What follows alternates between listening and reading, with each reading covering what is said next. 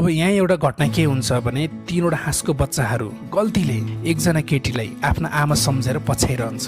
अब त्यो केटीले पनि जिस्किँदै जिस्किँदै त्यो हाँसको बच्चालाई भन्छ, यदि तिमीहरू मलाई 5 किलोमिटरसम्म पछ्याएर आउन सक्यौ भने म तिमीहरूलाई अवश्य एडप्ट गर्नेछु। तर अचम्म त के भयो भने त्यो हाँसको बच्चाहरूले कुरा बुझे जस्तै गरेर त्यो केटीको घरसम्म पछ्याइरहन्छ। त्यसपछि त्यो केटीको मन पनि पगालिन्छ र त्यो तीनैजनालाई एडप्ट गर्ने निर्णय गर्छ। त्यसैले बिरालोको निगरानीमा यिनीहरूलाई एउटा कार्टुनमा सुत्नका लागि बन्दोबस्त गरिदिन्छन्। भोलिपल्ट जब उज्यालो भयो तब बिरालोले उनीहरूको राम्रोसँग ड्युटी गरिरहेको थियो। यो देखेर त्यो केटीको मन अझ पग्लिन्छ। उसले सोच्छ कि अब यो तीनैवटा बच्चालाई एकदमै माया गरेर राम्रोसँग केयर गर्नेछु। तर साँच्चै यो हाँसको बच्चाहरू पनि एकदमै ज्ञानी थिए। यिनीहरूले हल्ला गरेर कहिले पनि घरको मानिसहरूलाई डिस्टर्ब गरेनन्। यिनीहरूलाई खान पनि धेरै चाहिँदैन थियो र तीनैजना एकै ठाउँ आनन्दले बस्ने गर्थ्यो र त्यति नै खाना उनीहरूको दिनभरिको लागि पर्याप्त हुन्थ्यो।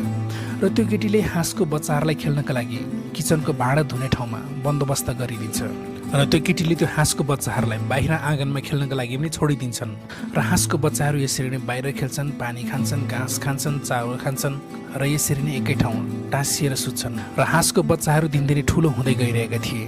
त्यसैले त्यो केटीले कहिलेकाहीँ यसरी सानो नदीको किनारमा खेलाउन लाने गर्थिन्। अब यिनीहरूको जिन्दगी एकदमै मस्तसँग बित्न थालिसकेको थियो।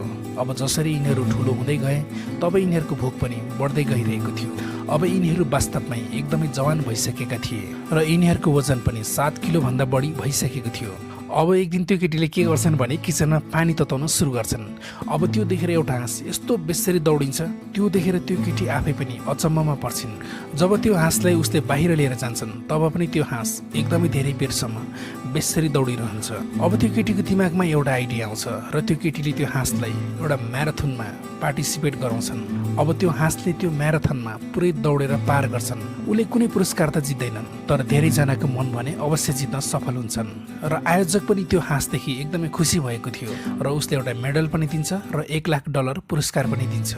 अब यो हाँस साँच्चै नै एउटा स्टार भइसकेको थियो किनकि उसलाई सोसल मिडियामा लाखौँ मानिसहरूले फलो गर्न सुरु गरिसकेको थियो। अब सोसल मिडियामा त्यसरी फलोअर बढ्नु भनेको त्यो केटीको इन्कम पनि बढ्नु हो र बिस्तारै बिस्तारै त्यो केटी अब आर्थिक रूपमा पुरै स्वतन्त्र भइसकेकी थिइन्। अब त्यो हाँसले पनि हरेक दिन एउटा अन्डा दिएर त्यो केटीप्रति धन्यवाद प्रकट गरिरहेको थियो। यो भिडियो तपाईँलाई कस्तो लाग्यो? के तपाईँ पनि यस्तै खालको हाँस पाल्न चाहनुहुन्छ?